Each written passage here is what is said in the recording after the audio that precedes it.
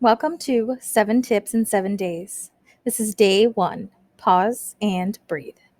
My name is Candace Whitman, and I'm the owner of Wild Moon Counseling. Yesterday, we talked about how growing up in an unhealthy, abusive, or neglectful childhood could have lasting impacts. We examined how your body responds when you experience a threat to your physical or psychological safety.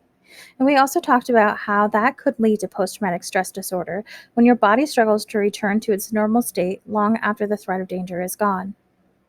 We also explored how multiple experiences of trauma that stack on top of one another is called complex trauma. So let's talk a moment about survival mode.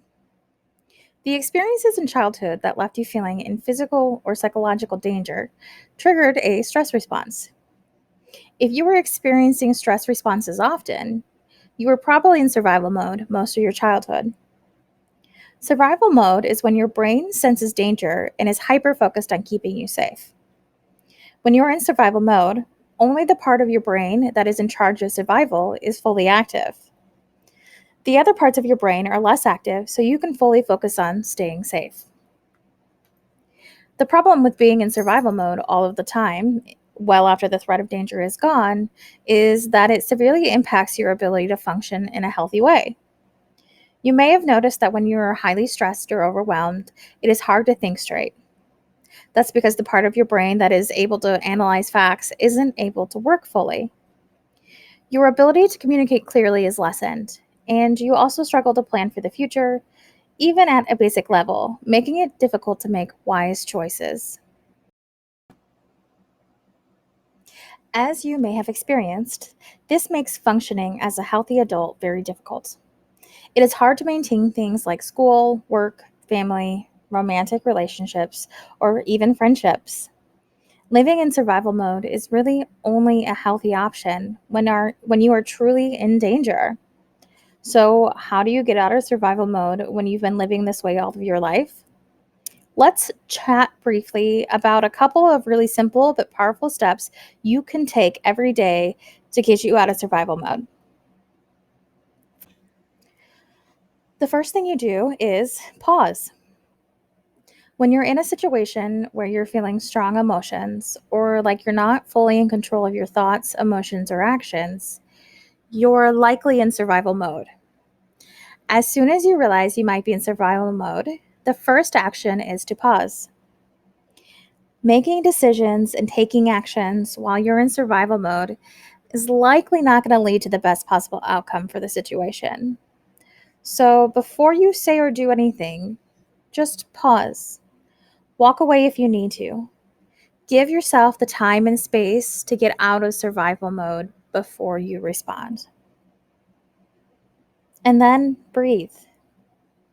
Remember how we talked about what happens to your body when you experience a stress response? Your body releases stress hormones, your heart rate increases, your breathing becomes shallow, you feel on edge, and your muscles become tense. In order to stop the stress response, you'll need to calm your body down so you can communicate to your brain that you're safe, so that you stop releasing all of those stress hormones. Breathing is a simple but powerful way to calm your body and to start feeling safe again. Just taking the time to notice the breath is a really good step. Once you've noticed your breathing, try to slow it down. Taking slow, deep breaths will slow your heart rate and relax your muscles, pulling you out of the stress response and stopping the release of stress hormones. This can then help you re engage those parts of the brain that help you to think clear and communicate better. And there are certain techniques that can help you to slow your breathing and more effectively calm your body. When you breathe, breathe in through your nose and breathe out through your mouth. You can think of this like blowing bubbles. You have to take a deep breath and blow out slowly but firmly. Otherwise, the bubbles won't form. So let's go ahead and try this now. Start with a couple of deep breaths in through your nose and out through your mouth.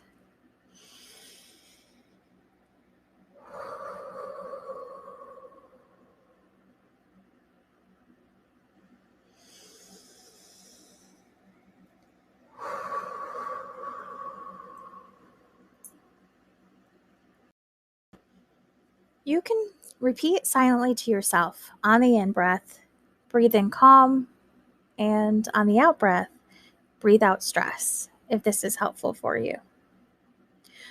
Once you've gone ahead and done a couple of breaths, take a moment to count how long it takes for you to breathe in. And then try to slow your out breath to about twice as long as your in breath. So if it takes you to a count of 4 to breathe in, slow your breath down to a count of 8 as you breathe out. Breathe in for a count of 4.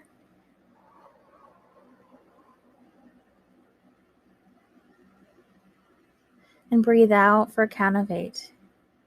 But do this for whatever count works best for you. It could be 3 and 6. It could be 5 and 10. Now go ahead and just do this for, let's say, 3 breaths. Whatever pace works for you.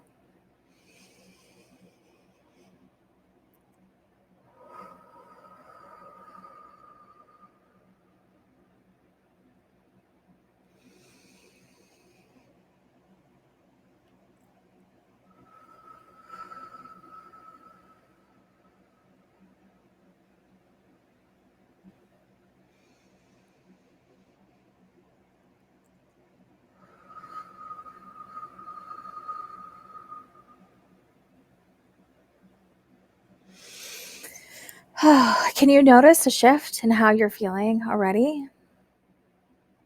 Most people notice after doing breathing that they feel calmer and maybe even a bit sleepy. Practicing this when you are calm can make it a lot easier to do when you're upset.